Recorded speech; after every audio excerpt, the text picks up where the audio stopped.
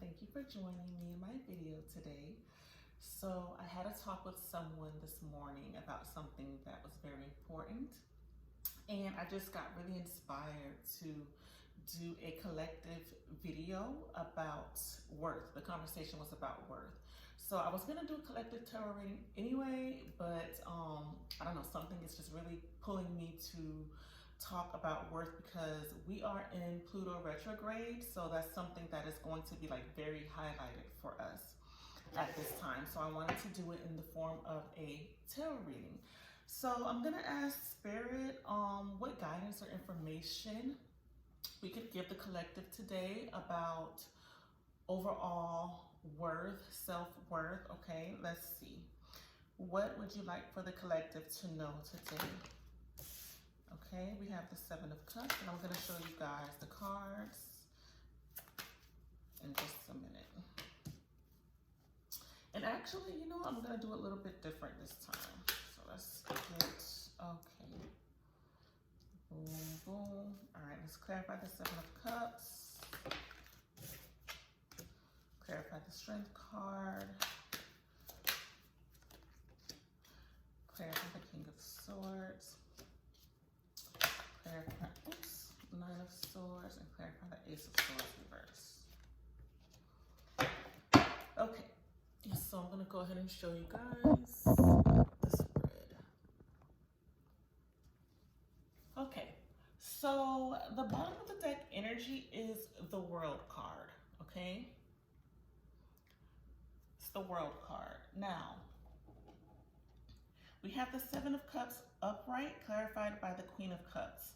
When it comes to worth, okay, Spirit is really highlighting the importance in really like connecting to your desires of what you truly want. So, for example, in life, we were kind of taught to settle for things out of, you know, just it being comfortable or it being just like standard. It's kind of like the society, the standards of society, or, you know, just something that seems normal, it seems regular, it seems very in the box. And what I'm getting here with this Seven of Cups is there's like so many opportunities out there for us, whether it's, you know, about love, career, finances, you know, stability, friendship, whatever the situation is, there is like an endless amount of these things. There's infinite possibilities out there for us that if only we knew how to, you know, truly connect and believe that these things are obtainable.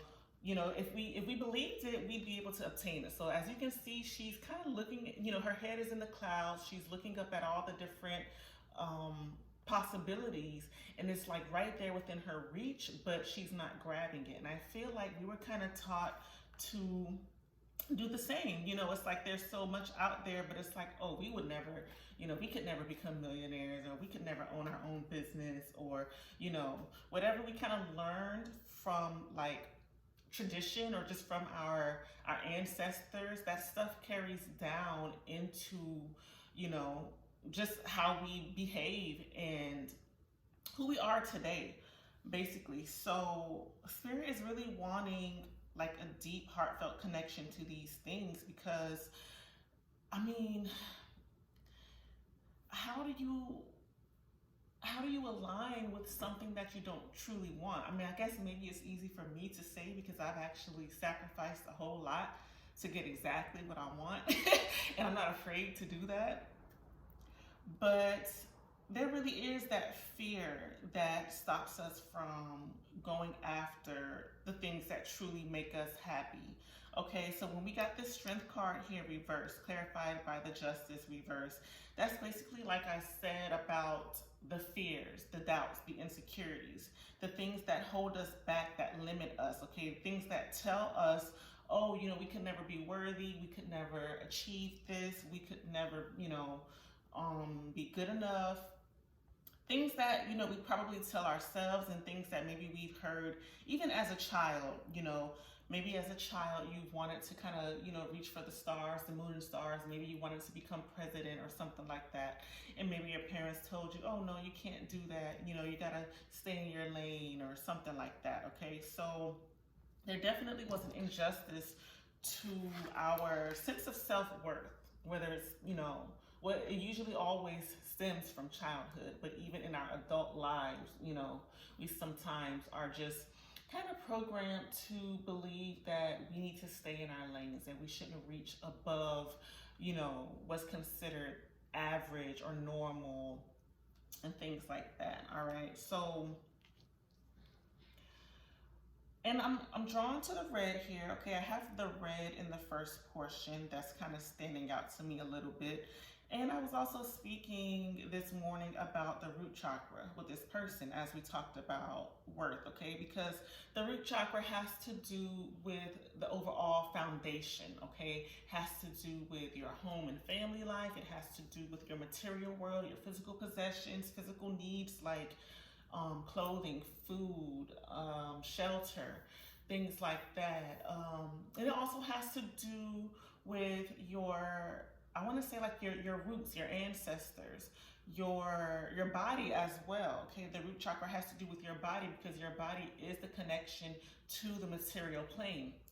So what I was saying is our sense of self-worth stems from what we received as a child, okay, and what we lacked as a child, whether it is something tangible or whether it is something non-tangible like emotions, okay? So, you know, were we fulfilled emotionally as children? Did we have everything that we need? Were we, you know, did we feel safe? Did we feel protected? Did we feel secure? Did we feel, you know, did we have resources, support, abundance? Or were we more so in lack? Were we struggling? Were we, you know, fighting really hard to get just our basic needs met and things like that? So these are things that really play on to what we feel we are worth right now. Okay, so if you didn't have these things or if you lacked in certain areas, those same beliefs you will carry with you into your adulthood, and that will kind of play onto your relationships. You will feel, you know, on a deep subconscious level that you are not worthy of certain things or that you have to struggle to get certain things because that's all you know, okay, because that's what we knew growing up as a child.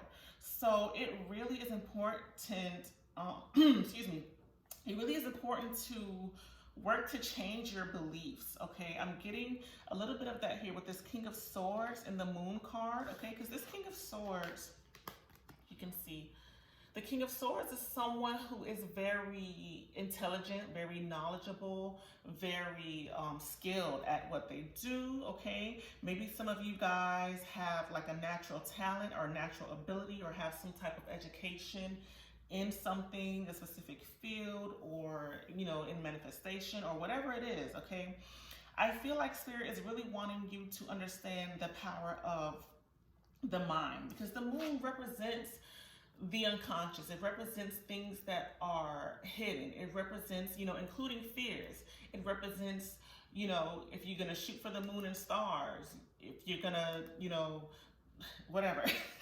I think you guys understand what I'm trying to say, okay? It really is about the unconscious, okay? And it's time to bring what is hidden up to your awareness so that you understand it on a deeper level and you are able to apply your King of Swords energy of putting the knowledge, putting the skills, putting the talent to use into action, because that is what's going to get you further to what you truly want and what you truly deserve, okay? So, for example, if it has to do with a relationship, on some level, you know what you want in a relationship. You know what you deserve, okay? And you may even know the steps to get that, okay? You may know the actual physical steps that it takes to achieve that.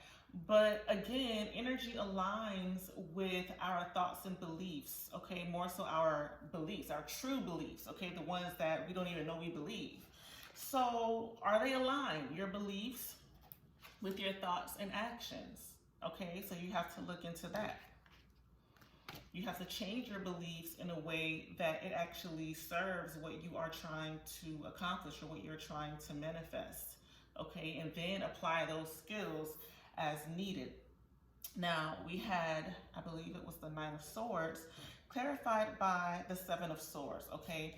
And this is just kind of confirming what I said already about certain things that we fear or certain things that we limit ourselves, um, certain things that we just are very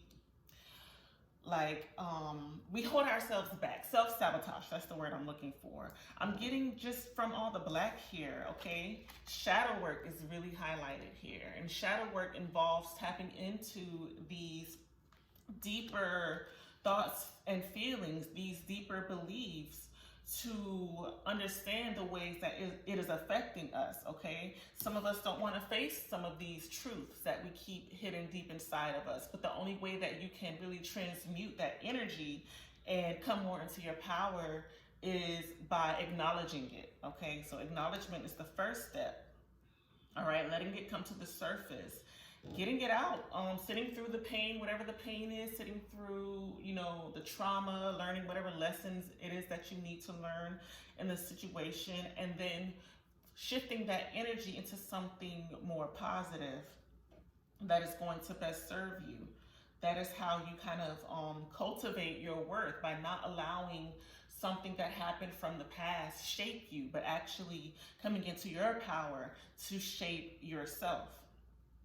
All right, so we have here the Ace of Swords reversed, clarified by the Eight of Swords reversed. Okay, so some of us, what I'm getting from this is an energy of really being stuck, okay?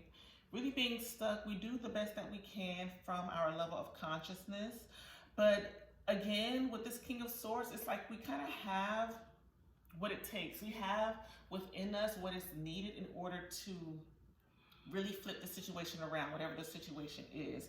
And it's really about being open to ideas, anything that is outside of what you are used to or what you consider normal. It's about expanding your consciousness, okay? The only way to really reach for new heights is by opening your mind and expanding your consciousness and just seeing things from a different perspective, okay? So perspective is everything. Perspective is belief is reality. And that's what keeps us stuck, our own perception of things. So there are no limits except for the limits that we place upon ourselves. It's basically what this is saying here, okay? That we get ourselves in these situations because we believe that, this is as good as it gets, or, whatever the situation is. Definitely it comes down to our belief, our mindset. Now, with this World card here being the overall energy of the deck, I feel like Spirit is just basically saying, like, there is just so much out there for us, okay? Like, so much to explore, so much to learn, so much to heal, so much to, I don't know. But you get the point that I'm trying to say here. There's so much out there for us to obtain, okay? And it really just starts by, number one, having the vision, okay? Connecting to it on a deep, soul, heart level, believing that you can have it, and then taking the steps to achieve it, okay? And the number one important thing in doing that is really being present and really being, very gracious, very humble, expressing gratitude for where you are and what you have right now, okay? Because those are the energies that are needed in order for you to align with these things that, that you want, okay? That's the energy that is going to align you with, I am worth this. Okay, because I know how to be happy. The happiness is coming from within. The fulfillment is coming from within, okay? And that's just going to help bring you more into your power overall. So this is something to think about, especially during this Pluto retrograde. If you would like a personalized reading, you can let me know and we can get that set up for you. I also have other tools available to help with, healing, removing blockages and things like that. So if you would like more information, you can let me know that as well. So I'm going to go ahead and wrap up the reading here. I hope to see you guys in the next reading, okay? So take care. Bye-bye.